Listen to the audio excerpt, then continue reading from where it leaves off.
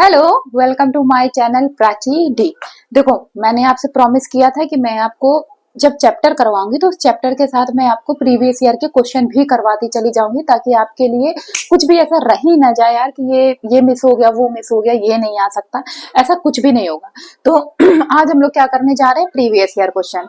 तो वो दोनों चैप्टर जाकर एक्सरसाइज जाकर देख लेना जो कि आपने करी हुई है। तो हम लोग करेंगे प्रीवियस ईयर क्वेश्चन 2024 का। पहले स्टार्ट करते हैं।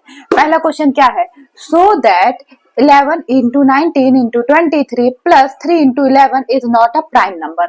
वो कह रहा है कि ये प्राइम नंबर है कि नहीं है। तो मुझे पहले एक बात बताओ, प्राइम नंबर होता क्या है? प्राइम नंबर क्या होता है?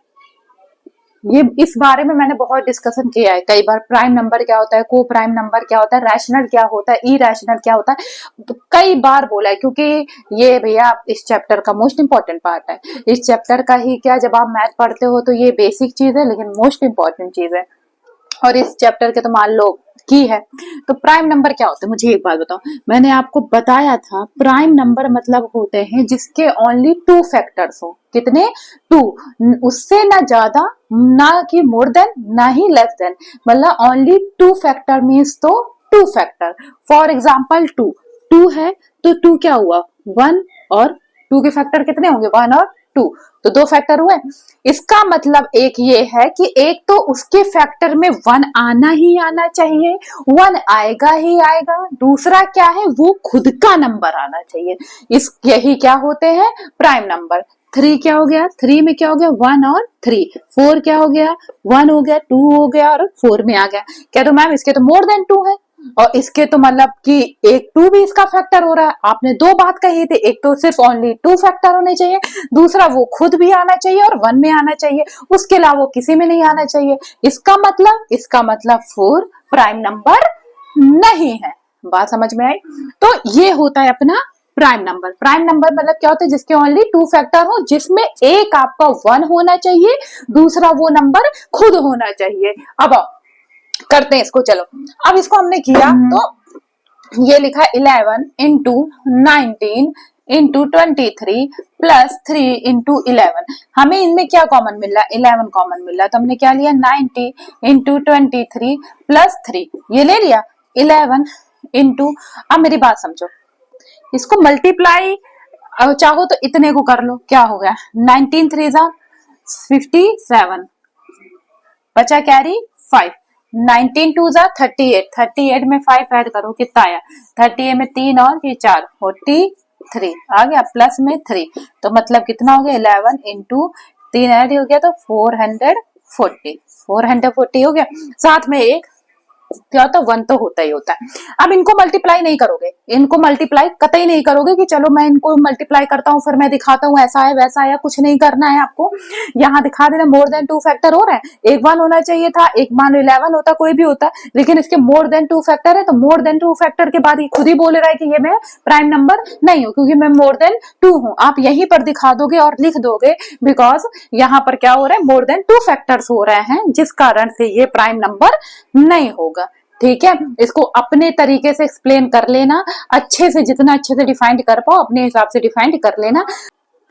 तो आपको क्या करना है कि सिर्फ अब आपको इसमें लिखना क्या होगा, क्योंकि ये मोर देन टू फैक्टर्स हैं, ये दो से ज्यादा फैक्टर हैं, इसलिए ये प्राइम नंबर नहीं है। मेरी बात समझ में आ गई? बस इतने पे करके नीचे बस लिख देना more than two factor, this is not a prime number, यही आंसर होगा, इसके आगे कुछ नहीं करना है।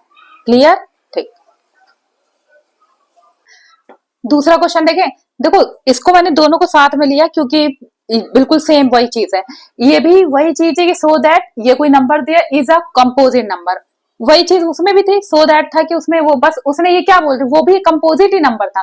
कंपोजिट नंबर क्या होता है, जिसके मोर देन टू फैक्टर होते हैं। मोर देन टू फैक्टर मतलब फिर वो कंपोजिट नंबर हो गया।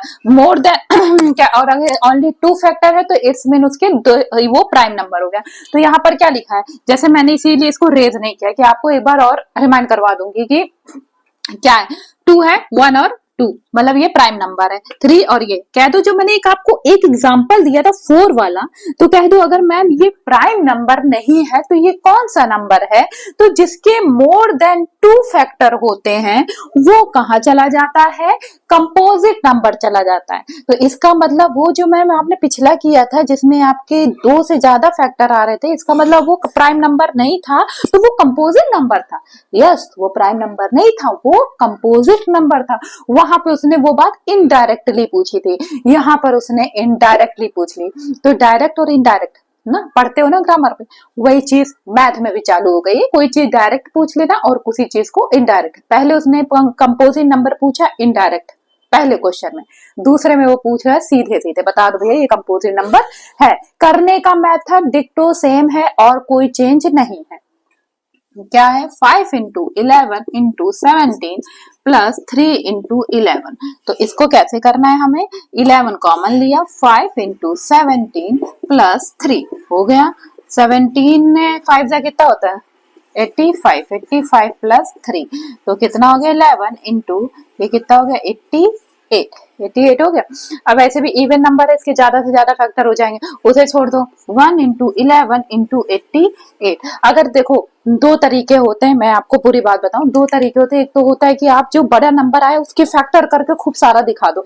एक होता है नहीं भैया उसने जो मुझसे मतलब की बात पूछी वो मतलब की बात मैं उसे बता दूंगा कि भैया इसमें मोर देन 2 फैक्टर हो रहे हैं और कंपोजिट नंबर बोलता है, उसकी डिफिनेशन होती है मोर देन 2 फैक्टर, वो क्या होगा कंपोजिट नंबर होगा। तो यहाँ पर वो सेटिस्फाई कर रहा है अपनी डिफिनेशन को भी, मोर देन 2 फैक्टर है, इट्स मीन ये क्या है आपका कंपोजिट नंबर है। बात समझ में आ गई। जहां पर आपका 1 इंक्लूड होकर और क्या कहते हैं कोई दूसरा नंबर जो वो खुद ही का एक नंबर होता है वो मिलता है तो प्राइम नंबर, और उसके अलावा 2 से ज्यादा जैसे नंबर चले गए वो क्या हो जाते हैं कंपोजिट नंबर हो जाते हैं। अब कई लोगों के मन में ये डाउट आएगा कि मैम अगर मैं ये 1 नहीं लूं तो हो 2 ही रहा है ना, कई मेरे मासूम बच्चे लाइक मासूम बच्चे कि मैम अगर मैं 2 ही बोलूं तो ये तो 2 है, तो जो 2 है तो ये खुद में नहीं हो रहा है। तो अगर आपके मन में ऐसी कोई कंफ्यूजन आती है तो पहले मैं बता दूं, आप मानो नहीं मानो 1 इंटू में चलता है। कुछ चीजें होती हैं साइलेंट मोड पे, जैसे कुछ इंग्लिश में वर्ड नहीं होते जो साइलेंट पे होते हैं और लेकिन होते हुए इनमें इंक्लूड होते हैं, उसी तरह से 1 हमारा चलता है लेकिन वो दिखता नहीं है, तो 1 हमेशा रहेगा। लेकिन लेकिन लेकिन अगर आपको ऐसा लगता है कि नहीं मुझे डाउट है कहीं मेरा नंबर ना कट जाए, कहीं मुझे ऐसा ना हो जाए, तो एक छोटी सी ट्रिक बता देते हैं। ट्रिक क्या बता रही, सीधे क्या कर देना, आपने ये लिया, अगर आप वो क्वेश्चन से सेटिस्फाई नहीं, आप 88 की फैक्टर करना, ज्यादा नहीं करना, पूरा नहीं करना। 2 से किया कितना है 44, 2 से किया कितना आया 22, चाहे इतने ही कर देना, सिर्फ इतने ही कर देना 2 इंटू 2 इंटू 22, क्योंकि हमें मोर देन 2 दिखाना है, हो गया मोर देन 2। अब तो लिख दो ये कंपोजिट नंबर। अब कोई डाउट है तो अगर वैसे नहीं पल्ले पड़ता तो वैसे कर देना।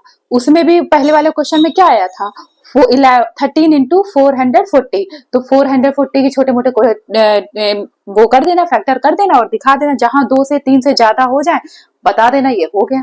ठीक है, मल्टीप्लाई नहीं करना, मल्टीप्लाई करके टाइम कतई वेस्ट नहीं करना। समझ में आ गई बात। तो यहाँ पर क्या लिख दोगे कि मोर देन 2 फैक्टर्स हैं, इट्स मीन दिस इज को कंपोजिट नंबर। ठीक।